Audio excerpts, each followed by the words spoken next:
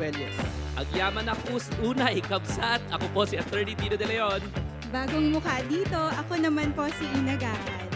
At ako si Carlo Flores, University of Makati! Excited na ba kayong malaman kung sino ang iikutan ng ating Magic Ruleta? Tulad ng dati, magbibigay tayo ng quick comments. Quick lang, ha? Quick lang. Sa sino ba Promise. matatapatan ng may wagang ruleta? Sa mga nanonood at nakikinig, pwede rin kayong makijoin. Share your thoughts, live stream sa ating DZMM Radyo Patrol sa Estrada Facebook page. Ito ang Magic Ruleta! It's time! Paikutin ang Magic Ruleta! Yung University of Makati ang kapangyarihan na paikutin Yes, ang oo. ruleta. So say the magic word! Ayan! Sino kaya ang unang Naku. bibingo? Yun! Oh! Bingo! Kilala nyo ba to? Oh, quick. Ay, tama, quick quote yan. Oo. Ah, Ang quick lumabas quote. sa ruleta ay si Senator Bongo at si Senator Bato de la Rosa. Basta ako, Yes, Carlo. narinig sila sa famous na katagana, Tay, kami naman. Hindi, kasi laman ng balita ang dalawang senador dahil pinangalanan na ng International Criminal Court prosecutors na sila ay mga co-perpetrators or kasabuat sa krimen ng pagpatay noong panahon ni dating Pangulong Rodrigo Duterte, yung kanyang gera kontra droga. Sino itong dalawa to? Para Diba? sa mga nakikinig sa radyo pala, hindi na nakita yung Oh, ruleta. nabanggit ko nga Senator Bongo, Senator Bato. Bongo, tsaka si Bato de la Rosa. Teka lang ha. Yes. Malinaw tayo dito ha.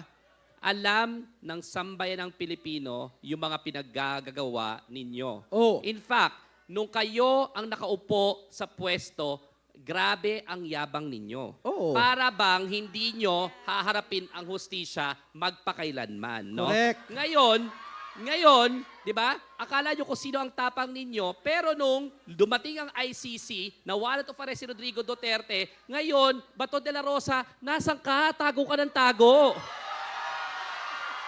At ikaw naman, Bongo, ha? Ikaw naman, Bongo, akala mo malasakit. Malasakit ba yung ikaw ang isa sa mga nag-author ng malawakang patayan, sila ni Rodrigo Uy, Duterte? naglabas na ng statement si Senator Bongo. Anong sabi, Cleve? Nabalitaan mo ba yung statement, Anong Dino? sabi? Ang sabi ni Senator Bongo, wala akong alam dyan sa drug war. Hindi ako kasali dyan. Ito.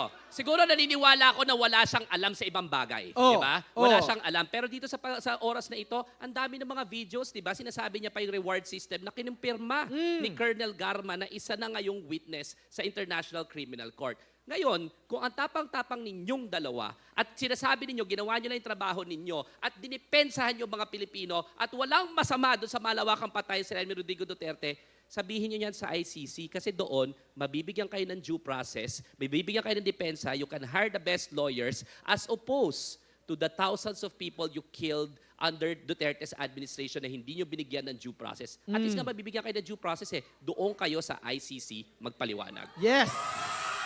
Period. At Okay. gusto ko lang sabihin, Dino, hindi lang to opinion natin dito sa With Due Respect. Kasi sa survey noong November 2025, 51% ng ating mga kababayan, majority yan ang nagsasabi at naniniwala ang lahat ng mga co-perpetrators, kagaya ng dalawang senador na ito, ay dapat dalhin sa Hague at humarap sa paglilitis ng International Criminal Court. Kaya I think mababawas-bawasan na talaga yung ating Senado, di ba? See you na lang in Hague, no? May reunion sila doon ni Tatay D. At least maaalagaan na niya si Tatay Digong. Yun naman ang pinangako ni ano. Ang dami ko pa gusto sabihin, pero... Go! Roleta! Sino yan? Wow! Wow! Wow! Oh, Ina! Ano masasabi mo? Ang nabunot natin sa ruleta ay si Senator Robin Robin Padilla. Hi, Kamakailan nasabi siya ay na-depress. Ayun na nga. Ano masasabi mo, Ina? Sa akin, ang depression, it's a real mental health concern. Yes. Agreed. Kung si Senator Robin Padilla ay na-depress dahil napangalanan ang kanyang mga katropa sa ICC, di ba? Honor natin yung depression na yon.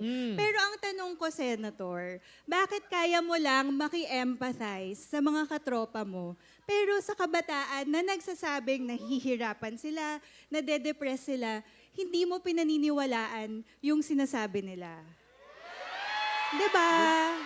Bakit wala kang empathy sa taong bayan na bumoto sa'yo, pero sa katropa mo, the loyalty is very strong? Tsaka sanay kasi si Senator Robin Padilla, nung kanyang kapanahunan, na ang kalakasan o strength ay ini-equate sa machismo, di ba? Ano ka, magbibisyo ka, mambababae ka, no? Lalabas ka sa pelikula.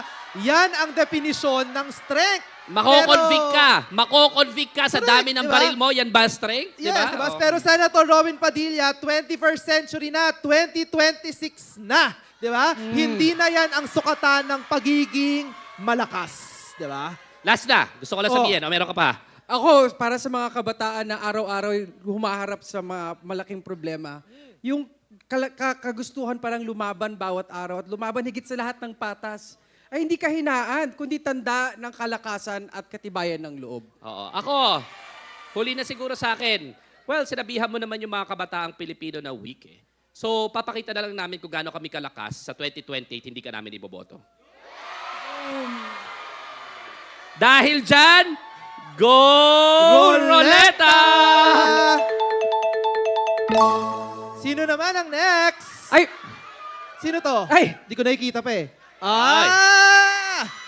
Ano to Parang may nag-a-assemble na daw eh. Ay, parang marami yatang natarantanong nakita itong picture na to. Sa Kasi mga nga- nakikinig, Sa mga nakikinig sa radyo, sino ba ang tinamaan ng roleta? Isa-isayin natin Mula dito sa kaliwa, sa Dating Senate President Frank Drilon, Akbayan Congressman Chel Jokno, Senator Risa maraming Ontiveros, Carlo, ikaw naman, si Senator Kiko Pangilinan. Carlo? si Naga Mayor at former Vice President Lenny Robredo, Senator Bam Aquino at I'll give it to you, Dino. Congresswoman Laila De Lima. Yun, di ba? At dating Budget Secretary at dating Congressman Butch Abad. na Parang dating kulang Liberal ata Party to President. Parang dapat nandito din si Attorney Dino De Leon. Grabe. Diba? Sa dating picture yun, sa dating picture yun. picture. Ano ba sasabi nyo dyan? Hindi, kasi nga, nagkakaubusan na dun sa Senado eh. Nagtatagu-taguan na sila. So may mapupunan, may mababakante, di ba? So I think nag-a-assemble na yung dating tropa na nagpakita ng dalawang bagay. Dalawang bagay. Una, sa panahon ngayon na merong threat, banta sa soberanya ng ating bansa, may mga malinaw na paninindigan ito sa usapin ng West Philippine Sea. Atin ang West Philippine Sea Wala at nag-falter dapat dyan. ipagtanggol ng mga nasa pamahalaan. At ikalawa, hindi magnanakaw. Hindi magnanakaw. Hindi chichichiryahin ng pera ng taong bayan, diba? Carlo, Ina. Ay, ako, alam mo, dumaan to lahat sa panahon ng Administrasyong Duterte kung saan may kinasuhan. Si Kong Laila nga ay pinakulong. Ng 7 Gaano taon. katagal, At ang 7 lahat ng taon. mga ito ay nanindigan at hindi nagtago, hindi kagaya ng wala pang ang warrant, hindi na natin makita sa Senado. Oy, remember kasi pwede namang naging option din ni Congresswoman Laila na magtago. Mag-asylum. Diba? Pero hindi, pinili niyang harapin kahit pa alam niya na hindi naman siya makakakuha ng patas na laban sa ilalim ng Administrasyong Duterte. Kaya nga, yung mga may kaso ngayon, meron pa akong isang hinahanap si dating presidential spokesperson, di ba? Harry Roque. Oy, Harry Roque, umuwi ka na ha. Humarap ka sa mga kaso mo. Oo, baka naghanap pa ng humba. Ako, bilang abogado ni Laila De Lima, nakita ko talaga yung kanyang kalakasan every time na binibisita namin siya sa kulungan. Nung nasa kulungan siya, never, not a single instance. Ang iniisip ko, ano kaya sasabihin ko kay Senator Laila De Lima para mapalakas siya? Pero every time na lumalabas ako ng kulungan, ako pa yung mas malakas Kasi never siya nagsabi na tama na, hindi ko na kaya, makiusap na tayo. Para sa kanya, malinaw yung laban no? Malinaw na masamang malawakang patayan, malinaw na binababoy ang ating mga institusyon, malinaw na hindi dapat kinakampihan ang China. So ako natutuwa ako na nagsama-sama sila. Kasi para sa akin, and siguro sa lahat na rin ng ating mga mamamayan, napaka-importante ng preparasyon. Hindi pwedeng hindi tayo mag-prepare for the 2028 elections. And hopefully, ang diskusyon ngayon is paano yung selection process na sana makabuo tayo ng tunay na oposisyon na magmamalasakit sa bansang Pilipinas. Tsaka ganyan talaga, no, kapag ang batayan ng inyong pagkakaisa or unity ay Prinsipyo. prinsipyo. Hindi Kasi pera. manalo, matalo, magkakasama kayo. Pero sa 2028, babaguhin na yung istorya, mananalo na, di ba? Ina, ano tingin mo muna dyan sa ano? Kinikilig ako. Nakikinig ka si Hina. Ito Okay. yung hope. Diba? Going to ayun. 2028, dito natin pwedeng timbangin din, ano ba yung mga aspirations, ano ba yung gusto nating makamit bilang isang community, bilang isang bansa, at saan tayo tataya. Ang ganda nun, gusto ko lang sabihin, ang ganda nung sinabi mo, Ina, na merong hope, may pag-asa. Kasi ang game plan talaga ng mga walang hiya is palabasin na wala ng pag-asa ang Pilipinas so that mag-resign na tayo na sila na lang ang mamuno. Sumuko na lang. Oo. So yung mga ganitong picture nakikita natin, there is still hope in this Okay. country. And with that, Sino naman kaya ang susunod? Uy. Ay. Sino to? Chinese ambassador si Jing Chien, 'di ba? Nasa laman ng balita rin to 'di ba? Kasi nga kakaiba, ibang parang linyahan, no? Pag-i-interface niya sa public. Parang ibang language na ginagamit nitong diplomat allegedly na ito. oo, nagrereklamo siya kasi daw meron daw tayong mga opisyales sa pamahalaan, kabilang na yung kasamahan natin dyan sa Coast Guard, no, na masyado naman daw na sinisiraan ng China sa usapin ng West Philippine Sea. Nagrereklamo itong si Ambassador. Ito sa akin ha, ang dapat trabaho ng diplomatic community, Diplomat. hindi ang ano ba trabaho man yan magbunga nga. 'Di ba? Bisita kayo dito sa bansang Pilipinas. Can you just imagine if our own diplomats are doing the same thing against your officials in Beijing? 'Di ba? Hindi ganyan mag-behave ang mga diplomats. Ngayon lang ako nakakita na nagbubunga, dinediretso yung mga congressman natin, yung mga senador natin nakikipag-away. Protocol dictates that if you're in the diplomatic community, if you have a concern, you raise it with the Department of Foreign Affairs. Through a note verbale, hindi nakikipagbungangaan ka. Ganyan na ba ang diplomasya ngayon? So itong Chinese embassy, by the way, kayo na nga ang may agresyon sa West Philippine Sea. Kayo na nga ang nagbobomba sa mga barko namin sa West Philippine Sea. Pinagbabawalan nyo na nga yung mangingisda namin doon sa aming exclusive economic zone. Pinipigilan nyo na nga na mag-resupply kami sa aming sariling teritoryo, tapos kayo pa yung galit sa sarili naming bansa. 'Di ba? Huwag nyo kaming ginagaslight kasi kayo ang aggressor, hindi kami. Ayaw namin ng mga bully na kunyari diplomat at nagtatago sa embassy dahil meron silang immunity. Tigil-tigilan nyo kami ha. Dapat sa'yo, bumalik ka dun sa Diplomatic Academy 101 para malaman mo kung anong totoong diplomacy. Oo, 'di ba? Hindi pagbubunga ngayon. Yan, lahat ng yan galing kay Ambassador Dino De Leon. Yeah. Hindi, sabi kasi ni Senator J.V. Ejercito, and I completely agree, baka panahon na din para ipanawagan natin na mag-withdraw yung palitan ng China yung ambassador. Hindi maganda, nakikialam siya sa politika ng ating bansa, at hindi din maganda na pinapangalanan niya yung iba't ibang mga hindi niya gusto yung opinion. They're guests in this country, no? Dapat nilang umakto bilang mga diplomat sa ating bansa. Hindi na tayo probinsya. We're a sovereign state. At hindi nyo pa kami pwedeng diktahan dahil dito po sa Pilipinas may free speech. Yung mga politiko namin can speak their minds. Sa Nasasanay, China, nasasanay kasi. kayo na walang ganun Nasanay sa China eh. Tsaka Diba? nasasanay ata Kaya siguro Dino na-excite dito Oo, sabihin. nakala nyo, pwede nyo diktahan yung mga politiko namin Oo. dito, may demokrasya. Hindi, nasasanay din Dino kasi may mga iba silang kilalang mga Pilipinong politiko na nagbabow down sa kanila, na pwede nilang utus-utusan, na ginagaya kung anong sinasabi nila. Well, hindi po yan ang buong Pilipinas. Di ba? Tama. Okay. Okay, at dahil dyan, University of Makati, Go, Roleta! Saya talaga na segment na to. Sino yun? Sino na to? Oh. Oh. Ayan. Sierra Madre. Sierra Madre. Yung AI na, Ang napili natin ay ang ano to ito ay monument. ang People ng EDSA Power People Monument. Power. Oo. EDSA Bilang tanda EDSA ng- Shrine People Power Monument. Oo. No, Kasi tama nga, naman. 40th anniversary, malapit na, ng EDSA People Power. Oh, Diba? Ina, ano mo dyan sa loobin mo ngayon dito sa People Power? Sa Yan. spotlight ako. EDSA baby kasi ako eh. So, parang every now and then, bumabalik sa akin yung, ano ba yung, again, with the hope, di ba? Ano yung hope ng people power? Tapos, ano nangyari 40 years later? Tapos iwan ko lang talaga siyang tanong, paano natin maibabalik ang ganitong klase ulit ng energy mula sa taong bayan to take democracy back into our own hands? bilang sort of EDSA baby, di ba? Nakaka-proud kasi napakataas ng noo ng mga Pilipino ng mga panahon na yon na nakapagpabagsak tayo ng isang diktador nang hindi nagpapaputok ng isang bala. Na kaharap ng tangke ay mga rosaryo at panalangin. So, ang nakakalungkot lang na habang tumagal ang panahon ay parang nagbabago na ang pagtingin sa kinalabasan ng people power at ang EDSA revolution. So, yun. I think para sa akin, lagi siyang paalala na kapag nagkakaisa tayo, yung lakas talaga ng bayan ay mas malakas kesa sa mga nakaupo at may kapangyarihan.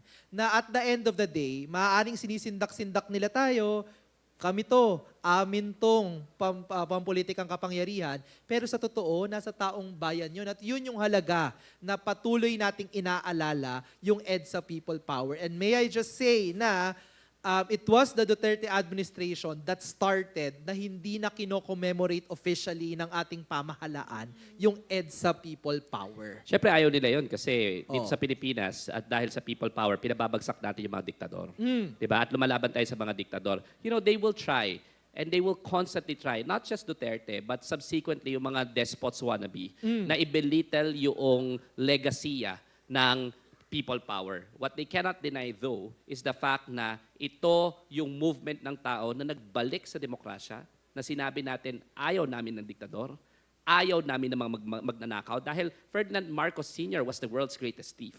Diba? So ayaw natin yan. Napunta siya sa Guinness Book of World Records. Ayaw natin ng magnanakaw, ayaw natin ng diktador, ayaw natin ng mga mamamatay tao, ayaw natin ng torturer, at hindi na kayo makakabalik. So they will try to belittle this accomplishment, but we will never allow them. And I'm happy na mayroong mga ganitong shrine na nagpapaalala sa atin na kaya ng taong bayan lumaban dito sa mga diktador. Kaya nga ito na din ngayon yung nagiging lugar ng protesta laban naman sa korupsyon, laban dito sa flood control scandal. Parang mahalagang paalala sa ating mga kababayan na ang political power sa bansang ito, sa isang demokrasya, hawak ng mga ordinaryong mamamayan, at sa pagsama-sama, di ba, kaya nating magkaroon ng pagbabago. Last na, siguro warning na rin sa Administrasyong Marcos, no? Na kung hindi nila i-address yung corruption problem, andyan ang EDSA para sa taong bayan. Oo. So if I were the Marcos administration, including President Marcos, na ikaw naman naglabas ng corruption sa SONA, pag hindi mo pinakulong yung mga dapat makulong dito sa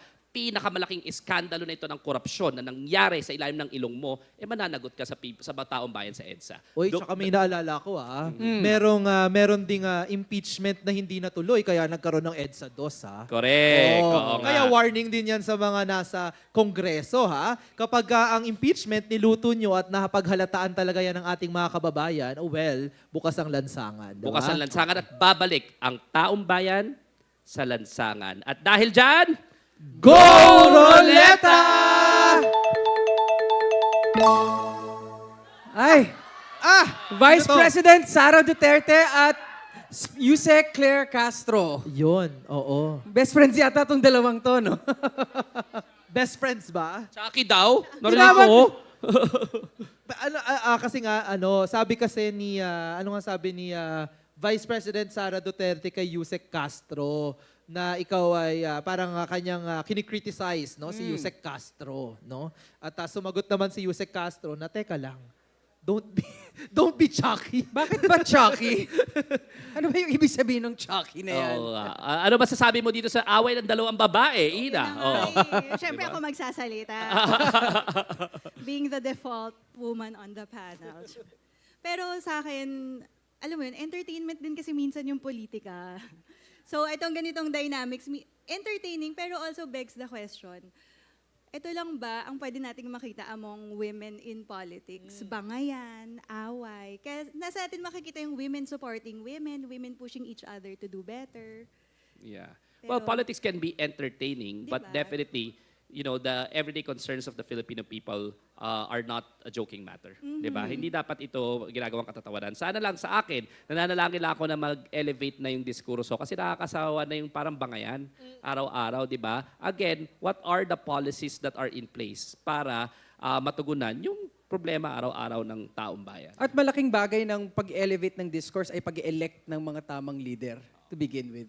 Tsaka ano siguro, nakaharap kasi ng katapat tong si Inday Sara. Tama. 'Di ba? Yun din yung isang context dito. Dahil for the longest time, and to be fair, 'di ba?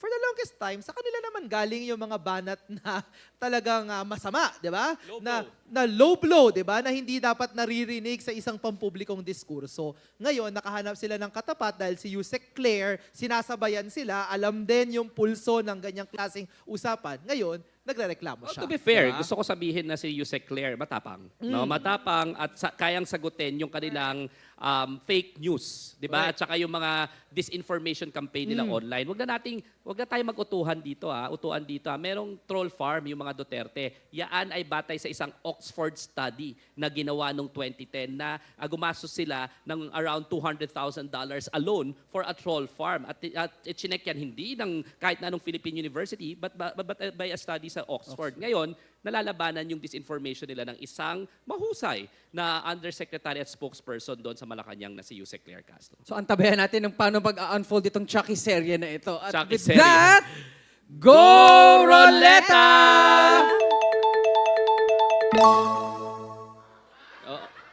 Oh, ito talagang galing na sa entertainment industry. Ang lumabas sa roleta natin, Si Megastar, Sharon Cuneta. at si President Marcos, Bongbong. Oo, nag-enjoy Kasi naman nga, ako dito actually. Sabi niya, di ba?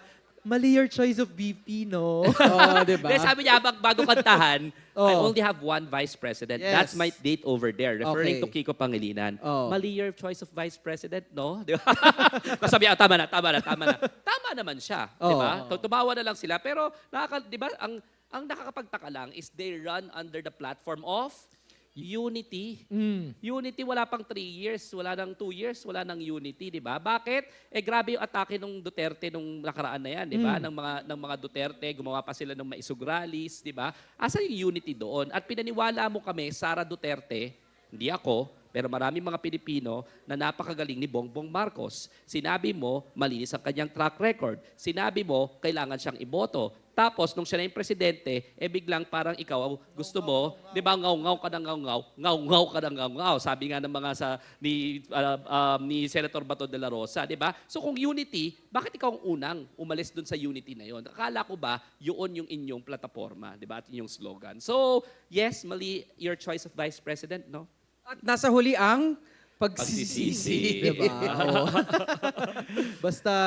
basta si Megastar, 'di ba? Ano pa rin yung kanya kasi konti lang yung kaya makapagsabi ng ganyan sa harap ng pangulo. Oo, di ba? Kaya ang galing din na Ang galing. nasabihan niya, Oo. 'di ba? Ng very candid lang, 'di ba? Oo. Palambing, di ba? Icon kasi, 'di ba? Okay. Okay, mukhang per-minute. Okay, doon na tayo sa next. So, University of Makati, tulungan nyo kami with Go Roleta! Oy, Sino yan? Batangas Representative Leandro Leviste. Sino dito mga basketball player? Taas ang kamay. Ayan. Tataas ang kamay. Ay, hindi pala nakababa pala yung kamay. Ikaw, Ina, di ba sabi mo kanina kailangan ng mga bagong muka? Ito ba yung hinahanap mong bagong muka? Pangalan pa lang eh. Sige, bagong mukha, bagong pangalan din pala. Diba?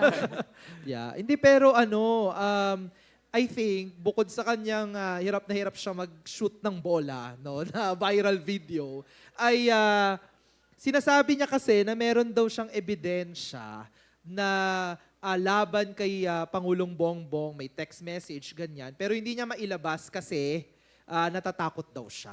Ano masasabi natin dyan, Dino? Hindi, ang sabi niya rin, di ba? Ang dami kong mga ebidensya, Cabral files, at marami pang iba mga files, at lalabas yan sa tamang panahon. Yan ang sabi niya. Hoy, Leandro, gising-gising, gising-gising. Hindi ko magde-decide kung anong tamang panahon. Ang magde-decide kung anong tamang panahon, yung taong bayan. Ibigay mo sa amin impormasyon na yan kung hindi ka kwentong Kutsero kutsero, talaga. barbero, Oo. whatever na mga slang term na yan, di ba? Kung hindi ka nagsisinungaling at hindi ka nag-iimbento, ilabas mo yung impormasyon because the public has the right to know. Sawang-sawa na kami sa chismis kasi last time we check, congressman ka, hindi po kami nag-elect ng chismoso. Yun nga eh. Tsaka at tanong na nga ngayon ay, meron pa bang naniniwala kay, Yun kay nga. Leviste? Kasi ang dami nang nasunog na kesyo may tumawag sa kanya, kesyo ganito pero hindi ko mailabas, di ba? Parang at this point sa akin lang pwedeng pagpapapansin na din eh. Yung Oo. masasabi. Kaya ako Paulit-ulit na lang eh. Sana sa gawin ng Gen Zenials, hindi tayo papayag na puro pasikat lang ito, tapos someday, in due course, gusto na ulit natin siya. 'Di ba? Hindi dapat na puro papansin, parang whatever you do, good publicity or bad publicity, okay na. Ako payo ko lang, parang dun sa pagtira niya ng bola at sa pag-pronounce niya sa politika, ay ayusin niya ang follow-through niya. Wala siyang follow-through, puro siya kuda, hindi niya tuloy ma-shoot yung issue. Tama. diba? Tama. Okay. Ganda. Okay. Okay, at mukhang meron pa Para tayong sa last. panghuli. Okay, bigyan Para naman sa natin ng panghuli. energetic na... Go! Roleta! Oy! Ang ating Kaya ba natin gayahin yung pose? DILG Secretary John Vic Remulla. Oh. Okay, ito yung nagbigay ng memo na sinasabing bawal na ang pagiging epal. Oh. So marami nang nagtutungkab ng mga mukha nila sa mga vans, sa mga tarpaulin, na parang madami din yan sa Cavite. Tama din naman yan. Para siyang kadikit ng issue ng political dynasties, di ba? Na hindi inyo ang mga proyekto na yan. Hindi naman galing yan sa pera ng inyong pamilya. Galing sa pera ng taong bayan. Ba't nyo ipaglalalagay ang inyong mga pangalan at mukha dyan? So, diba? so tama ka, John Vic, in principle, na ayaw na namin yung parang epal, nakala ninyo, pera ninyo yung ginagastos ninyo pag meron kayong mga proyekto. Pero sana, ginawa mo yan noon pa. Kasi ang dami kong nakaipalan rin nakikita dyan, di ba? Yung DILG announcement na nga lang na walang pasok, akala mo slang, di ba? Tapos dati naman, hindi DILG secretary ang nag-a-announce noon ng mga parts. Di ba mga ganyan siya, mga katropa parts. Walang pasok ngayon. Yung ganong lengguwahe, very informal, kaipalan, para lang maging hip. Tapos, kinuha mo pa yung obligasyon, hindi naman ikaw dapat na nag-a-announce tawag kung may dyan. pasok at wala. Di May ba? tawag Ang dyan. tawag dyan ay... Bida-bida. Bida-bida, epal, di ba? So, maganda yan sa akin. Pero sana, hindi ka na maging epal. I agree with you in principle. Ayun. Okay. oo. Sige. So pag kinall out mong epal, huwag ka ding magpaka-epal. Correct. Oo. Yan lang ang lesson of the day. Alam mo naman Diyan, pala, diba? alam mo naman pala na ayaw maging epal. Oh, Bakit diba? ka nagpaka-epal? Oo, diba? Ayun. Okay, at sa ating pagbabalik, pag-uusapan naman natin ang patuloy na bangayan ng mga opisyal ng pamahalaan kaugnay sa issue ng West Philippine Sea. Dito lang yan sa... With due respect! Yun.